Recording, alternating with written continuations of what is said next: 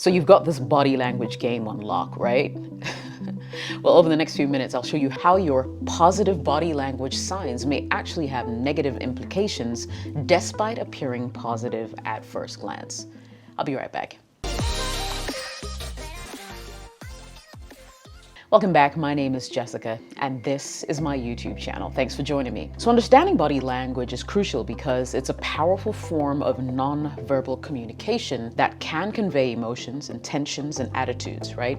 It's important because the correct body language often complements verbal communication, providing additional context and depth to the message being conveyed. And because women may not always say what they feel or think, it helps you gauge the dynamics of a situation like mutual interest, comfort levels, and adjust your behavior accordingly.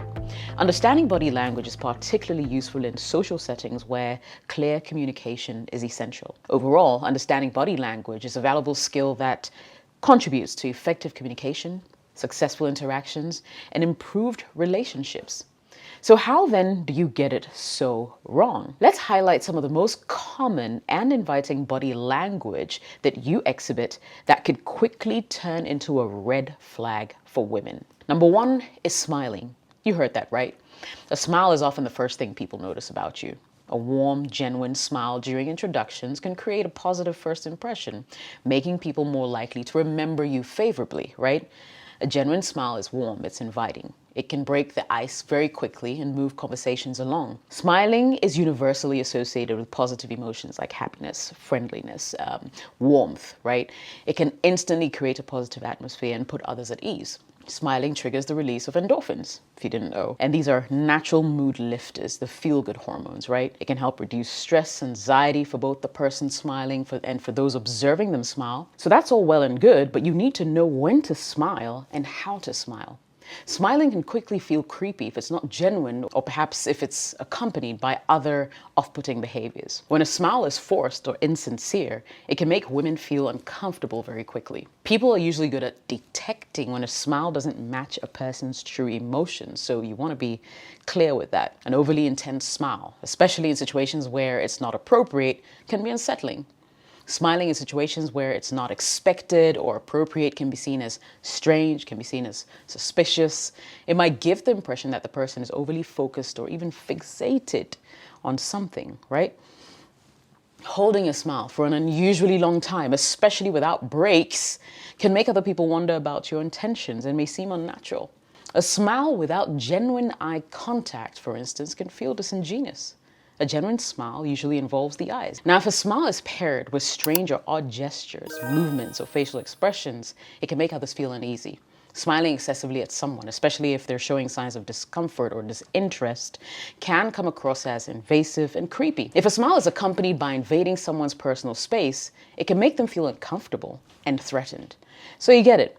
In summary, the perception of a smile being creepy often arises from a combination of things, including sincerity, appropriateness, and how it basically fits into the overall context of what's going on. So take note. Number two is maintaining eye contact. Now, appropriate eye contact indicates interest. It indicates confidence. As a rule of thumb, if you're engaged in normal conversation, it's natural to maintain eye contact for about 60 to 70% of the time. Continuously staring for longer than that without breaking can make many women feel uneasy or like she's being scrutinized a little too intensely, right? However, exactly when it starts to feel too long is subjective. So you're going to have to put your intuition out there, or to use your intuition here to sort of decipher that.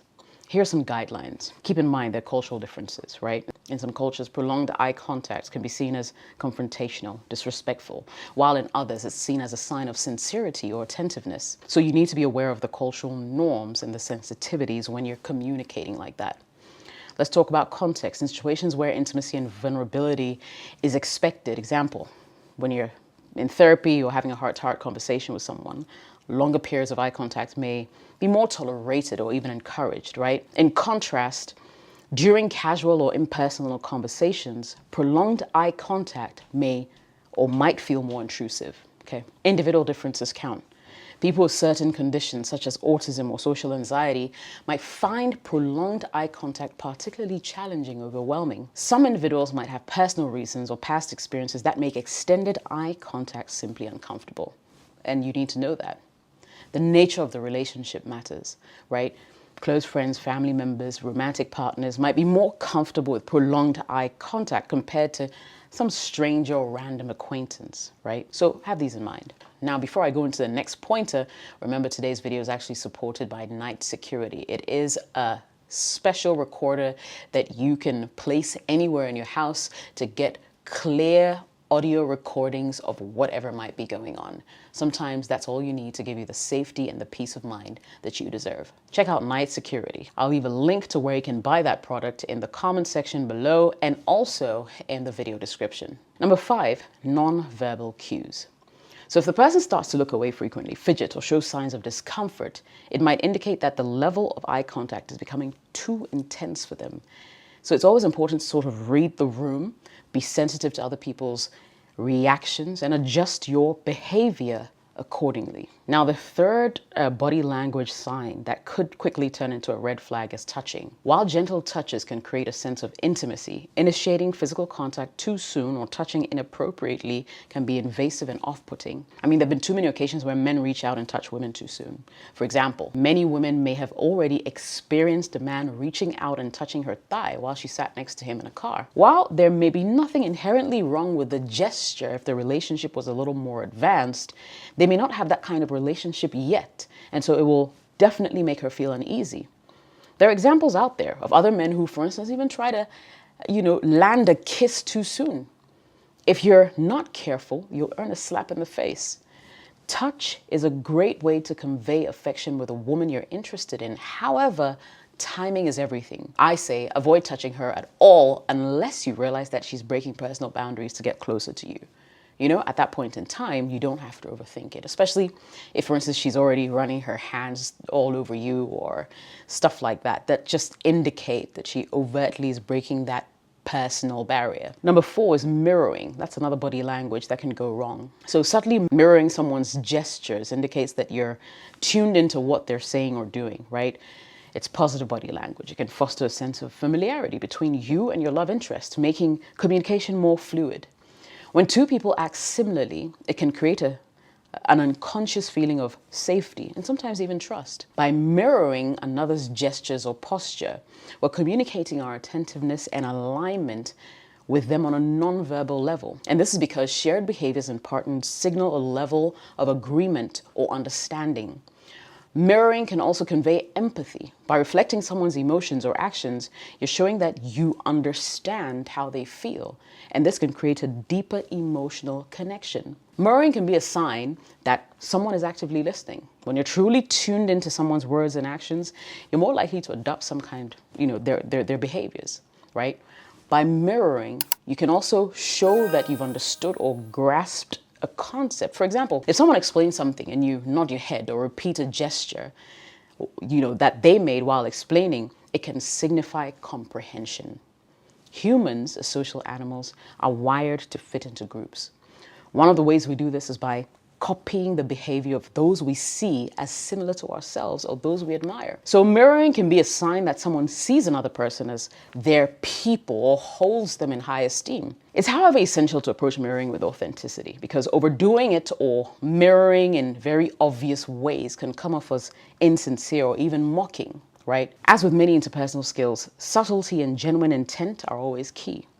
But if you're too obvious to mimic every single movement, it might seem that you're making fun of them, or maybe you're even just trying too hard. The 5th body language sign that could turn into a red flag real quick is leaning in. Yeah, leaning slightly towards someone whilst they're talking is a body language cue that signals engagement, attentiveness, right? It shows that you're interested in what the person is saying and that you're listening to them. However, it's important to be mindful of how much you lean in, right? Leaning in too quickly or too far can make the other person feel uncomfortable or pressured. It's important to be aware of the other person's personal space. If you lean in too close, you may make them feel invaded or uncomfortable. It's generally best to lean in maybe a little slightly and then gradually, and to be respectful of the other person's personal space, especially when you realize that they're not so comfortable. The sixth body language sign is the open posture. So the open posture is basically a body language that communicates openness, confidence, approachability, right? It's characterized by standing or sitting with your arms uncrossed, your legs uncrossed, your torso facing the person that you're speaking to. Open posture can be used to make a good first impression, to build rapport with others, and to encourage communication.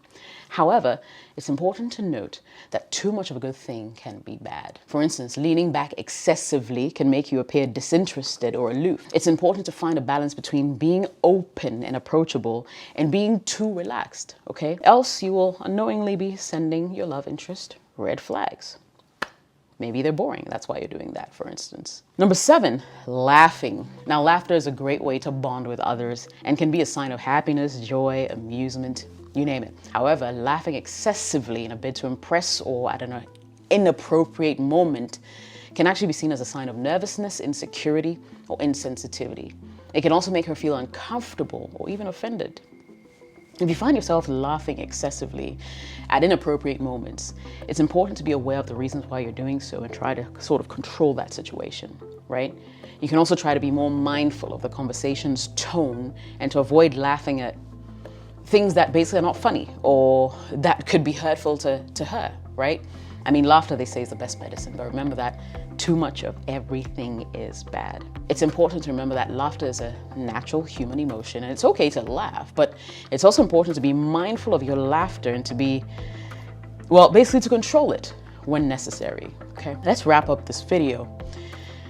Remember, the key is to strike a balance and be mindful of other people's comfort and cues. Adapt your body language to the situation and always prioritize genuine communication and respect before you end up losing the girl that you actually wanted to attract.